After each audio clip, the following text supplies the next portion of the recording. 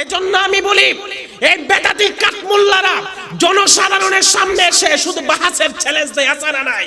বলে 10 লক্ষ টাকার চ্যালেঞ্জ, এই চ্যালেঞ্জ ওই চ্যালেঞ্জ। আরে চ্যালেঞ্জ দাও বেটা, 8,000 লাগবে না, পটিয়া লাগবে না, আজিজুল হক আলমাদারি লাগবে না, পটিয়ার সাইকুল হাদিস লাগবে না, 8,000 সাইকুল হাদিস লাগবে না। আমার সামনে এসো, বাহাস কত প্রকার কি দেখিয়ে দেব ইনশাআল্লাহ। আসো, কথা বুঝেন নাই? আসো, বাহাসকে দেখিয়ে দিব, কিতাবের রেফারেন্স কত লাগে দিয়ে দিব ইনশাআল্লাহ।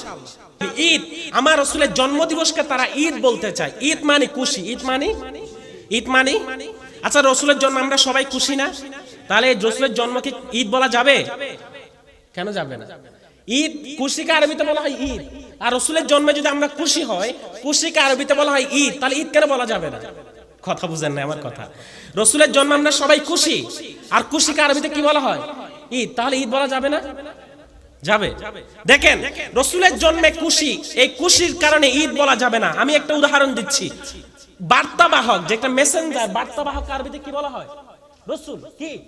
রাসূল, বার্তাবাহক। আমি আপনাকে একটা চিঠি পাঠাইলাম, এই চিঠি যে যাকে দিয়ে পাঠাইলাম তাকে আরবিতে বলা হয় কি? রাসূল। ধরুন আমি ওনার কাছে একটা চিঠি পাঠাইলাম, যাকে পাঠাইছে, এখন আপনারা কি রাসূল মানবেন? কেন ভাই, আরবি তাকে রাসূল বলা হচ্ছে না?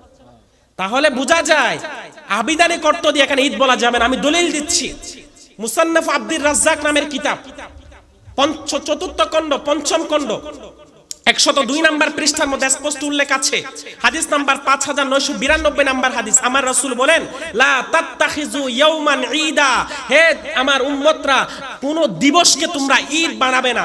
এই হাদিসের ব্যাখ্যার মধ্যে লাতাইফুল মাআরিফ নামের কিতাব 228 নম্বর পৃষ্ঠা, মাজালিসুল আবরার নামের কিতাব 257 নং পৃষ্ঠার মধ্যে উল্লেখ আছে।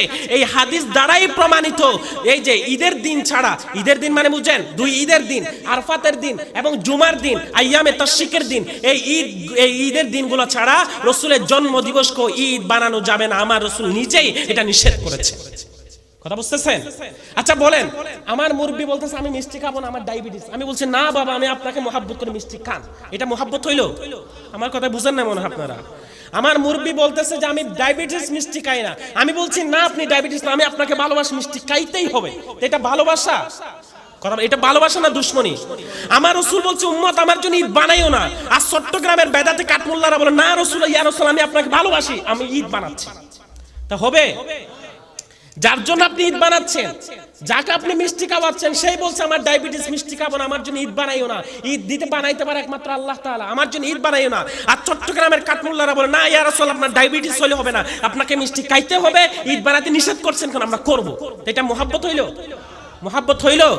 এই জন্য মেশকাত শরীফ নামের হাদিসের গ্রন্থ 1ম খণ্ড 186 পৃষ্ঠা, হাদিস নাম্বার 926, আমার রাসূল বলেন লা তাজআলু কবরি ঈদা, তোমার আমার কবরস্থানকে ঈদ বানাইও না। আচ্ছা বলেন, যেখানে কবরস্থানকে পর্যন্ত ঈদ বানাইতে নিষেধ করছেন, সেখানে রাসূলের জন্মদিবসকে ঈদ বানানো যাবে? ঈদ বানানো যাবে? বুখারী শরীফ নামের হাদিসের গ্রন্থ 1ম খণ্ড হাদিস নাম্বার 45, হযরত উমর বসে আছেন, একটা ইহুদি প্রবেশ করছেন। কথা বুঝতেছেন?